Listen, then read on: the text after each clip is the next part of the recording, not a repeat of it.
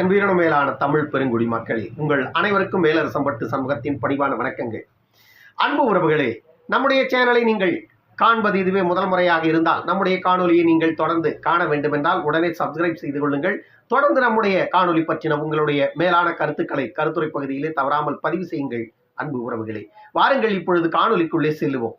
வன்னியர் சங்கம் தொடங்கப்பட்டு 44 ஆண்டுகள் முடிவுற்ற நிலையில வன்னியர் சங்கத்தின் நிறுவன தலைவர் மருத்துவர் ஐயா அவர்கள் வன்னியர் சங்கத்தின் கொடியை ஏற்றி வைத்து செய்தியாளர்கள் சந்திப்பை நடத்திய போது வன்னியர்களுக்கு 10.5 விழுக்காடு இடஒதுக்கீட்டை தமிழக அரசு உறுதி செய்யவில்லை என்றால் 1987 நடந்ததை விட மிகப்பெரிய ஒரு போராட்டத்தை முன்னெடுப்போம் என்று ஒரு எச்சரிக்கையை தமிழக அரசுக்கு விடுத்திருக்கிறார். அவ்வளவுதான். என்ன, பத்திரிகையாளர்களும் செய்தி சேனல்களும் பதறுது. அப்படியே அலறானுங்க ஒவ்வொரு செய்தி சேனல்களும், அப்படியே அலறானுங்க ஒவ்வொரு பத்திரிகையாளர்களும், அப்படியே அலறானுங்க ஒவ்வொரு திமுக காரணம் அதிமுக காரணம். ஏனென்றால் அவர்கள் தின்னு கொழுத்தது விட மனமில்லை. மருத்துவர் ஐயா அவர்களோ ஒடுக்கப்பட்ட மக்களின் உரிமையை விட்டுக் கொடுக்க தயாராக இல்லை.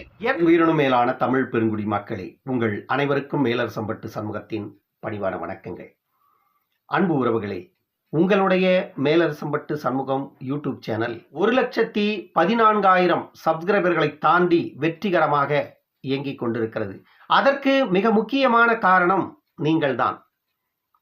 இந்த வெற்றியை நாம் அடுத்த கட்டத்தை நோக்கி எடுத்துச் செல்லுவதற்கு போதிய பொருளாதார வசதிகள் இல்லாததால தொடர்ந்து நாம் தவித்துக் கொண்டிருக்கிறோம். நம்முடைய சேனலின் வளர்ச்சியில் நீங்களும் பங்கெடுத்துக் கொள்ள வேண்டும் என்றால் தங்களால் இயன்ற பொருளாதார உதவியை செய்யுமாறு அன்போடு கேட்டுக்கொள்ளுகிறேன். உதவிகள் செய்ய விரும்புவோர் போன்பே அல்லது வங்கி கணக்குக்கு தாராளமாக நீங்கள் செய்யலாம். அதே வேளையில் நீங்கள் செய்கின்ற இந்த உதவி சமரசமின்றி தமிழகத்தில் இருக்கின்ற இந்த தீய சக்திகளை எதிர்த்து போராடுவதற்கும் கம்பீரமாக நாம் குரல் எழுப்புவதற்கும் அடுத்த தலைமுறைகளை நெறிபட இங்கே சீர்படுத்துவதற்கும் கண்டிப்பாக உதவும் என்று உங்களிடம் நான் உறுதியளிக்கிறேன். நன்றி, வணக்கம்.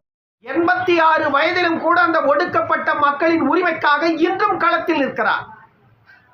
அதனாலதான் திமுக காரணம் அதிமுக காரணம் அலறான். ஏன்னா அந்த குரலுக்கு அவ்வளவு பெரிய வலிமை உண்டு. 1987 நடந்த போராட்டத்தை விட மிகப்பெரிய போராட்டத்தை முன்னெடுப்போம் என்று தமிழக அரசுக்கு மிகப்பெரிய ஒரு எச்சரிக்கையை மருத்துவர் ஐயா அவர்கள் விட்டிருக்கிறார். திமுக அரசுக்கு இன்னும் இருக்கின்ற இந்த 18 மாதங்களை எப்படியாவது கடந்து விட வேண்டும் என்று மு.க. ஸ்டாலின் முயற்சிக்கிறார். திமுகவிற்கு 2021 ஆட்சியை போட்டது வன்னியர்கள் தான். 10.5 விழுக்காடு வன்னியர்களுக்கு எடப்பாடியின் அரசு கொடுக்கப்பட்ட சூழ்நிலையிலும் கூட திமுகவின் பொய் பிரச்சாரத்தில் மங்கி போனவர்கள் தான் வன்னியர்கள். அதற்கான தண்டனையை மு.க. ஸ்டாலின் அவர்கள் ஆட்சிக்கு வந்தவுடனேயே வன்னியர்களுக்கு கொடுத்து விட்டார். ஆனாலும் கூட இன்னும் சில காக்கைகள் அதில் புரிந்து கொள்ளாமல் பயணிக்கிறது. நடந்து முடிந்த 2024 பாராளுமன்ற தேர்தலில் கூட சிவசங்கர், எம்.ஆர்.கே. பன்னீர்செல்வம் போன்ற அமைச்சர்களின் பொய் பிரச்சாரங்களை நம்பி விழுந்து போனவர்கள் ஏராளம். 2019 நடந்த இடைத்தேர்தலில் விக்கிரவாண்டியில இதே மு.க. ஸ்டாலின் நாங்கள் ஆட்சிக்கு வந்தால் வன்னியர்களுக்கு உள்ஒதுக்கீடாக 15 விழுக்காடு கொடுப்போம் என்று சொன்ன அதே மு.க. ஸ்டாலின் தான் 2021 ஆட்சிக்கு வந்த பிறகு வன்னியர்களுக்கு வழங்கப்பட்ட 10.5 விழுக்காடு இடஒதுக்கீட்டை ரத்து செய்வதற்கு உச்சநீதிமன்றம் வரை சென்று அதை ரத்தும் செய்தார். இப்பொழுது 10.5 விழுக்காடு இடஒதுக்கீடு கொடுப்பதற்கான அத்தனை அதிகாரமும் மு.க. ஸ்டாலின் கையில் இருக்கிறது. அதை கொடுக்க மறுப்பது மு.க. ஸ்டாலினின் அரசு. இந்த 10.5 விழுக்காடு இடஒதுக்கீட்டை யாருக்காக டாக்டர் ராமதாஸ் அவர்கள் கேட்கிறார் என்ற உண்மையை கூட புரிந்து கொள்ளாத இந்த திமுக அதிமுகவின் அடிமை வன்னியர்கள் இன்று வரையிலும் மருத்துவர் ஐயா அவர்களையே எதிர்த்துக் கொண்டிருக்கிறார்கள். தமிழ்நாட்டில் இருக்கின்ற பிற சமூகங்களுக்கு யாதொன்று பிரச்சனை என்றாலும் முதலில் குரல் எழுப்பும் மருத்துவர் ஐயா அவர்கள் அவருடைய சமூகத்திற்கு ஒரு உரிமைக்காக களத்தில் நிற்கிறார். ஆனால் அவருக்காக பின்னால் நிற்பதற்கு யாரும் இல்லை. தமிழ்நாட்டில் கம்யூனிஸ்ட் கட்சியை தமிழ்நாட்டில் தாங்கி பிடிப்பது வன்னியர்கள், காங்கிரஸ் கட்சியை தமிழ்நாட்டில் தாங்கி பிடிப்பது வன்னியர்கள், திமுகவின் தூண்களாக இருப்பது வன்னியர்கள், அதிமுகவின் தூண்களாக இருப்பது வன்னியர்கள். உங்களுக்கு தொடர்ந்து வாக்களிக்கின்ற உங்கள் சமூகத்தின் மக்களின் உரிமைக்காக ஒருபோதும் நீங்கள் துணை நின்றதில்லை. உங்களின் வாரிசுகளுக்கும் உரிமை வேண்டும் என்று போராடி கொண்டிருப்பது டாக்டர் ராமதாஸ். ஒருவேளை 2026 சட்டமன்ற தேர்தல் வருவதற்கு உள்ளாக மு.க. ஸ்டாலினுடைய அரசு 10.5 விழுக்காடு இடஒதுக்கீட்டை கொடுக்க மறுத்துவிட்டால், கொடுக்க மாட்டார்கள் என்பதுதான் உண்மை, கொடுக்க மாட்டார்கள். இருந்தாலும் இது இப்படியே தொடருகின்ற சூழ்நிலையில் 2026 சட்டமன்ற தேர்தலில் மு.க. ஸ்டாலின் பெரும்பாலான இடங்களுக்கு வாக்கு சேகரிப்பதற்கு உள்ளேவே நுழைய முடியாது. ஏனென்றால் அப்படி ஒரு நிலை 2026 கண்டிப்பாக ஏற்படும். அதற்கான வாய்ப்புகள் 100 விழுக்காடு உண்டு. ஏன்னா விக்கிரவாண்டி தேர்தலில் அது எதிரொலித்தது. அது 100 விழுக்காடு எதிரொலிக்கல. விக்கிரவாண்டி தேர்தலில் 100 விழுக்காடு 2026 தேர்தலில் எதிரொலிக்கும். மு.க. ஸ்டாலினோ உதயநிதி ஸ்டாலினோ பல கிராமங்களுக்கு உள்ளேயே நுழைய விடாமல் மக்கள் தடுப்பார்கள். அப்படி ஒரு நிலை ஏற்படும். அப்பொழுதே அவர்களுக்கு தோல்வி உறுதியாகிவிடும்.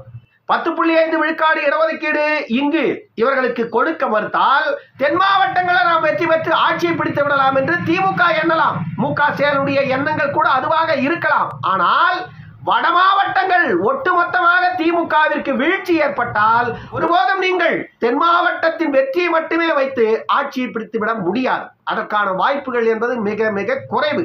10.5 விழுக்காடு இடஒதுக்கீட்டிற்கான போராட்டத்தை ஒருவேளை டாக்டர் ராமதாஸ் அவர்கள் இந்த காலகட்டத்தில் அறிவித்தால் 1987 போராட்டத்தை போன்று இப்போதைய போராட்டம் இருக்க வாய்ப்பில்லை. காரணம் என்னன்னா, அன்றைய போராட்டம் எந்த ஒரு தொலை தொடர்பு வசதிகளும் இல்லாத காலத்தில் நடந்தது. ஆனால் இன்றைய போராட்டம் தொலைத்தொடர்பு வசதிகள் என்பது மிகப்பெரிய அளவில் இருப்பதால இந்த போராட்டம் 87 காட்டிலும் பன்மடங்கு மிகப்பெரிய ஒரு எழுச்சி போராட்டமாக இருக்கும். இந்த போராட்டம் நடந்தால் மு.க. ஸ்டாலினுடைய அரசு அவ்வளவு எளிதில் தப்பிக்க வாய்ப்பில்லை. இரும்பு கரம் கொண்டு போராட்டத்தை நாங்கள் அடக்கி விடுவோம் என்று ஆணவத்தில் கூட மு.க. ஸ்டாலின் அவர்கள் உச்சரிக்கலாம், கொக்கரிக்கலாம். அதைவிட 100 மடங்கு அதிகமாக வன்னியர்கள் கொக்கரிக்க ஆரம்பித்து விடுவார்கள்.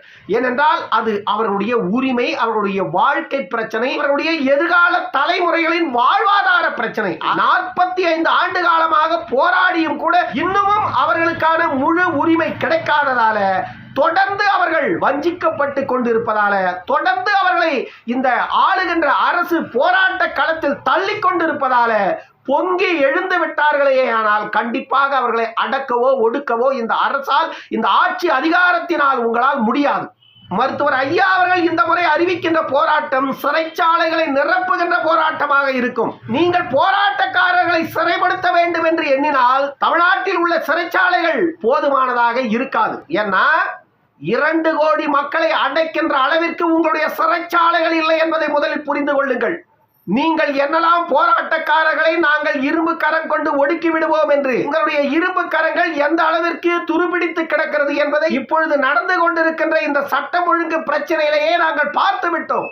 உங்களுடைய இரும்பு கரத்தை கள்ளக்குறிச்சியில் நடந்த கள்ளச்சாராயத்தில் பார்த்தோம். உங்களுடைய இரும்பு கரத்தை அதே போன்று ஆம்ஸ்ட்ராங்குடைய பிரச்சனையில் பார்த்தோம் உங்களுடைய இரும்பு கரத்தை. ஆகையால உங்களுடைய இரும்பு கரம் எல்லாம் 10.5 விழுக்காடு போராட்டத்திற்கு முன்பு அத்தனையும் உடைத்து நொறுக்கி விடுவார்கள். அப்படி ஒரு போராட்டமாக 10.5 விழுக்காடு போராட்டம் இருக்கும். இதை மு.க. ஸ்டாலின் உணர்ந்து கொண்டு மருத்துவர் ஐயா அவர்கள் அந்த போராட்டத்தை அறிவிப்பதற்கு முன்பாக மு.க. ஸ்டாலின் விழித்துக் கொண்டால் 2026 வரைக்கும் உங்களுடைய ஆட்சி நிலைப்பதற்கான வாய்ப்பு உண்டு. ஒருவேளை அதற்கு முன்பாகவே மருத்துவர் ஐயா அவர்கள் இந்த போராட்டத்தை முன்னெடுத்து தமிழகம் போராட்ட களமாக மாறினால் மு.க. ஸ்டாலினுடைய அரசு கண்டிப்பாக தப்புவதற்கு வாய்ப்பே இல்லை. அப்படி ஒரு மிகப்பெரிய நெருக்கடியை மு.க. ஸ்டாலினுடைய அரசு சந்திக்கும் என்பதில் மாற்று கருத்தே இல்லை. மருத்துவர் ஐயா அவர்கள் ஒரு எச்சரிக்கையை விடுத்திருக்கிறார் அரசுக்கு. அரசு விழித்துக் கொண்டால் தப்பிப்பது மு.க. ஸ்டாலினுடைய ஆட்சி, ஏமாந்தால் கவிழ்வதும் மு.க. ஸ்டாலினுடைய ஆட்சி தான். வன்னியர்கள் அவர்களுடைய பிறப்புரிமைக்காகவும் அவர்களுடைய எதிர்கால தலைமுறைகளின் வாழ்வியல் உரிமைக்காகவும் போராடுவதற்கு தயாராக இருங்கள் என்று ஒரு எச்சரிக்கை மணியை மருத்துவர் ஐயா அவர்கள் அடித்திருக்கிறார். அடுத்து என்ன நடக்கப் போகிறது என்பதை நாம் பொறுத்திருந்து இன்னொரு காணொலியில் பார்ப்போம். உங்களிடமிருந்து விடைபெற்றுக் கொள்வது மேலரசம்பட்டு சண்முகம். நன்றி, வணக்கம் அன்பு உறவுகள்.